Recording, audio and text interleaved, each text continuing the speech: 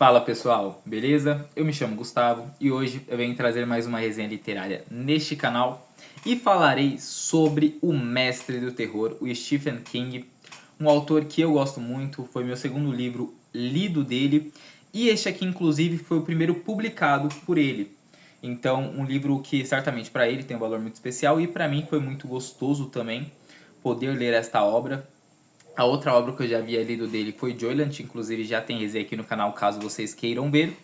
E falar sobre o Mestre do Terror é quase que dispensável, no entanto, para não ficar muito superficial o vídeo, eu falarei brevemente sobre o autor, que nasceu em 1947, tendo seus 77 anos de idade hoje, o que é impressionante porque é um autor que continua produzindo obras incríveis.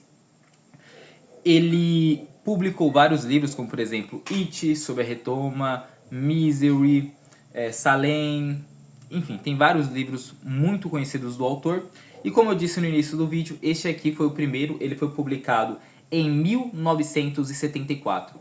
E observem, estou falando de um livro publicado há 51 anos atrás. E o mesmo autor que publicou esse livro até hoje está em plena atividade publicando livros incríveis. Realmente, o que o King faz é algo formidável, algo que deve ser admirado, deve ser respeitado. Então, parabéns a ele.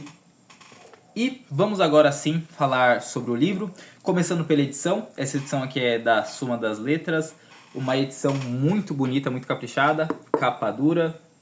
O interior dela bem com essa folha de rosto preta. Depois a gente começa a adentrar nos detalhes. Essa parte aqui é bem bonita também. E aí sim nós vamos indo para a diagramação, que é o que importa. Esta aqui é a diagramação do livro. É um livro bem curto. São aproximadamente 200 páginas. Essa edição da Suma conta com uma introdução que inclusive eu acho bem bacana. É uma introdução curta, são 3, 4 páginas mais ou menos. Mas nela nós vamos ter informações sobre o processo de escrita deste livro aqui, algumas outras informações sobre a carreira do autor também, mas dentre as informações ali que são apresentadas, algumas precisam ser trazidas nesse vídeo. A primeira delas é que esta obra aqui poderia ter sido jogada no lixo. O King escreveu essa obra aqui, foi num contexto bem complicado da vida dele, onde ele estava com várias pressões financeiras, e ele recebeu a oportunidade de escrever essa obra para ser publicada. No entanto, ele escreveu ali, não estava conseguindo se encontrar, não gostou da obra. Quando ele viu o resultado de parte dessa obra pronta, ele simplesmente pegou, amassou tudo e jogou no lixo. E aí a sua esposa veio conversar com ele, e ele contou a ela que ele havia descartado o que ele estava escrevendo. E ela foi até o escritório do King, pegou o manuscrito, começou a ler após desamassá-lo, e falou, poxa, não é possível que você jogue isso fora. Inclusive, para vocês terem uma noção mais ou menos como isso está dentro da obra, eu vou ler para vocês. Na página 13, diz o seguinte: Tab, que no caso é a esposa do King, me perguntou em que eu estivera trabalhando. Disse que era num conto, mas que não tinha ficado muito bom e eu o havia jogado fora. Talvez ela tenha visto alguma coisa no meu rosto, não tenho certeza. Só sei que ela foi até a minha salinha de escrita, pegou as folhas de papel no lixo, sacudiu as cinzas do cigarro, desamassou-a, leu-as e sugeriu que eu continuasse. Eu continuei, mas para agradá-la. O resultado é o curto romance a seguir. Então sejamos gratos à esposa do King por ter feito ele insistir neste livro aqui, porque se nós pensarmos no universo paralelo, talvez o King não tivesse publicado esse livro, que inclusive virou adaptação para um filme também que é muito conhecido, muito aclamado pelas pessoas que gostam de terror. Então, realmente, né, com uma simples mudança pode mudar muitas coisas. Enfim, e agora sim, vamos falar sobre a obra, que é uma obra muito boa. Ela se passa nos Estados Unidos, numa cidade chamada Chamberlain, no Maine, mais ou menos ali na segunda metade do século passado, e nós vamos ter a Carrie, que é uma menina meiga, uma menina boa de coração, uma menina agradável, mas uma menina bem diferente, uma menina introspectiva, uma menina com uma aparência distinta, vamos chamar assim. E mais do que isso, uma menina com pouca vaidade. E por que esta menina, esta Carrie, ela tem pouca vaidade? porque ela foi criada por uma mãe que se chama Margaret White, e esta mãe ela é extremamente religiosa, mas não é uma religião católica, não é uma religião evangélica, não. É uma religião dela mesmo. Ela é, em algum sentido, cristã, mas ela tem a visão própria dela sobre o que é pecado, sobre o que leva para o inferno, e isso é visto por ela de uma forma muito rigorosa. Então, várias coisas na vida da Carrie são controladas desde a infância. Até, por exemplo, o banho dela é controlado, porque se ela toma muito banho, automaticamente é porque ela está sendo muito vaidosa, e vaidosa desagrada a divindade.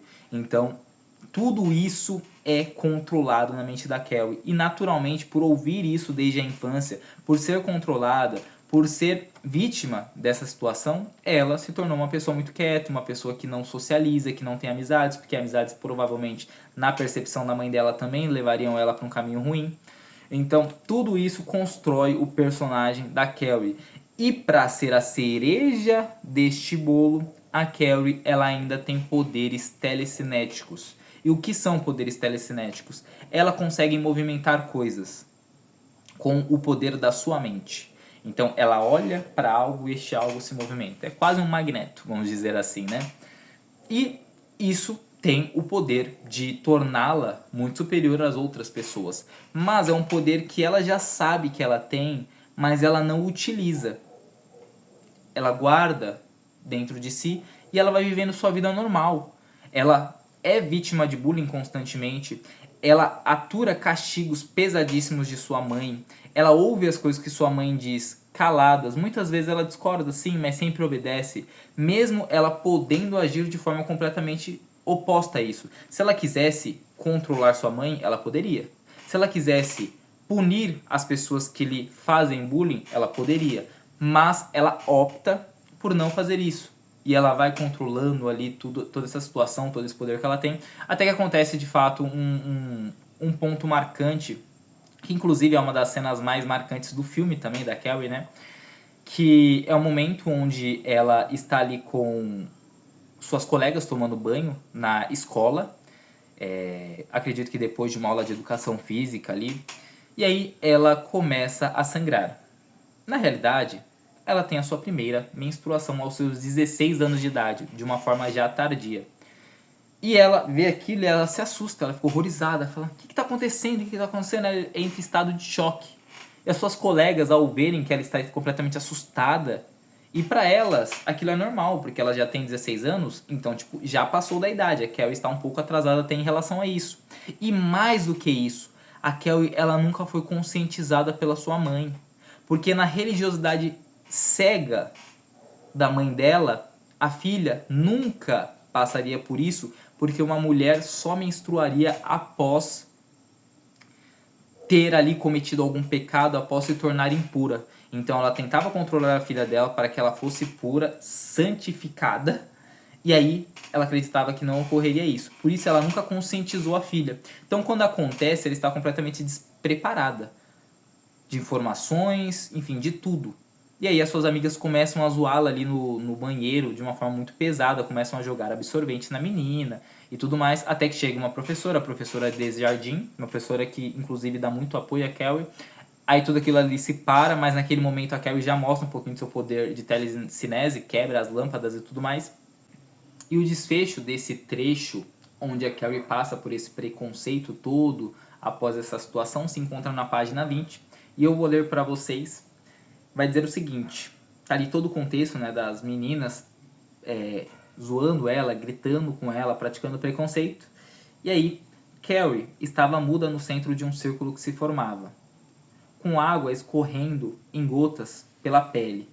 Parada ali, daquele jeito, ela parecia um boi calmo, ciente de que era o alvo da piada, como sempre era, atordoada e constrangida, mas não surpresa. Não surpresa, porque ela já estava acostumada com essa situação de ser alvo do bullying, de ser alvo da chacota, do preconceito. Então, ela aceitou a situação. E esse trecho mostra um pouco da construção do personagem da Carrie. E o livro não vai construir apenas ela, é claro, vai construir também seus colegas e vai construir a mãe dela. E aí nessa construção de personagem da Margaret White, que é a mãe da Carrie, nós temos um trecho que eu acho bem importante, né? Primeiro que o pai da Carrie, que também era esposo da Margaret, ele faleceu de uma forma bem perturbadora, ele sofreu um acidente de trabalho bem grave. E a Margaret, ela era extremamente religiosa desde a sua infância, tanto que ela foi expulsa da sua escola 2 vezes. A primeira delas por ter xingado um professor e dito que ele iria para o inferno porque ele estava ensinando a teoria da evolução do Darwin. E assim, eu dei muita risada nessa parte, tá? E eu acho bem possível que aconteçam situações semelhantes em alguns contextos. E também, um outro momento onde ela é expulsa é porque ela bateu em um colega de escola porque ele estava fumando perto dela. Então, e aquilo era um ato pecaminoso. Então vocês vejam quanto que a personagem da Margaret White, que é a mãe da Carrie White, é construída.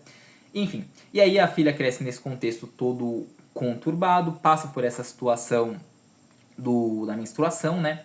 E aí acontece dentro da escola uma punição às meninas que praticaram esse preconceito. E aí 2 meninas elas vão se destacar. A primeira é a Suzy Snell, que inclusive vai se arrepender, vai entender que ela cometeu um erro. Elas vão receber uma punição e a Suzy vai aceitar perfeitamente. E existe uma outra menina chamada Chris. Esta Chris, que era filha de um advogado poderoso, que era uma menina muito popular, uma das mais conhecidas do colégio, ela não aceita. E ela fica muito irritada.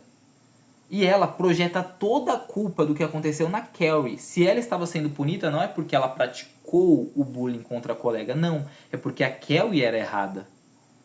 Então ela vai criar uma rixa absurda e ela vai querer punir ainda mais a Carrie. E isso vai ser fundamental para o enredo da história. Mas eu não vou me estender além daqui, tá? Porque eu acho que senão eu vou acabar dando muitos spoilers sobre as obras. Aliás, sobre a obra em si.